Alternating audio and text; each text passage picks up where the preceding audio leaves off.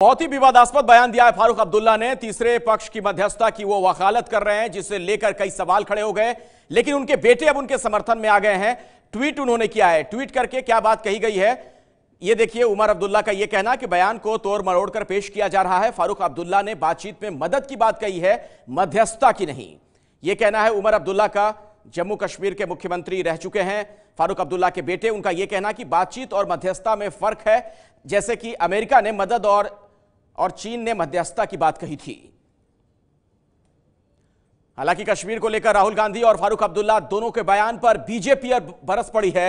ABP news से बातचीत में मोदी सरकार के मंत्री गिरिराज सिंह ने कहा कि राहुल पहले इतिहास पढ़ें फिर बात करें।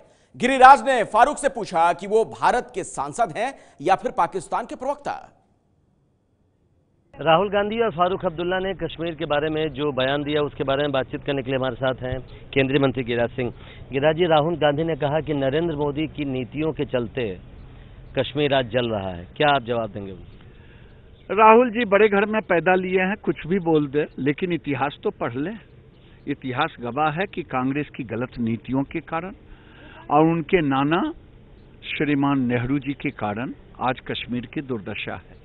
पीओके से किसने सेना को वापस किया, ये देश को बताएं। किसने यूएनओ में ले गया, ये देश को बताएं। ये दुर्दशा का कारण कांग्रेस की गलत नीति है और आने वाले दिन में मोदी जी हम उस मकाम पर ले जाएंगे जिसका इंतजार देशवासी को है। आप भरोसा रखें। बड़ा कहते हैं कि 56 इंच का सीना कहाँ चला गया।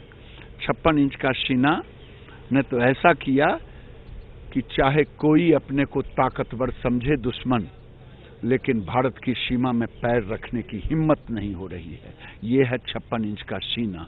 56 इंच का सीना है कि सेना को पूरी छूट दे दी गई है किस ढंग से वो ऑपरेशन करेंगे, और 156 इंच की कूटनीति है जिसके कारण आज पाकिस्तान अलग थलग हो गया है। फारूक अब्दुल्ला ने भी एक बयान दिया। उनका कहना है कि जो कश्मीर है उसके लिए बातचीत ही एक उपाय है, और उन्होंने एक तरह से इशारा किया कि दोस्तों को भी शामिल करें, मतलब वो मध्यस्थता को भी स्वीकार कर रहे हैं, वो मध्यस्थता की बात कर रहे हैं। फारूक अब्दुल्ला भी तो कांग्रेस के सहयोगी ही रहे हैं ना, और इनकी जुबान जब कश्मीर में होते हैं तो कुछ और चलता है, और जब कश्मीर से बाहर होते हैं तो कुछ और चलता है। ये वही फारूक अब्दुल्ला है ना जो पत्थरबाजों का समर्थन करते, ये वही फारूक अब्दुल्ला है ना जो अलगाववादियों का समर्थन करते, और आज वहाँ जाते हैं तो उनकी जुबान कुछ, यहाँ आते हैं तो मध्यस्थता की बात करते हैं। भारत सरकार को ये मंजूर नहीं किसी की मध्यस्थता, जब तक पाकिस्तान आतंकवादियों को फंडिंग करते रहेगा, अलगाववादियों को फंडिंग करता रहेगा और आतंकवादी का नर्सरी बना रहेगा, तब तक उससे कोई बातचीत नहीं। ये भारत की स्पष्ट नीति है। फारूक अब्दुल्ला ये भी कह रहे हैं कि दोनों देश एटमी शक्ति के देश हैं, भारत और पाकिस्तान। ऐसे में युद्ध जीतना तो मुश्किल है।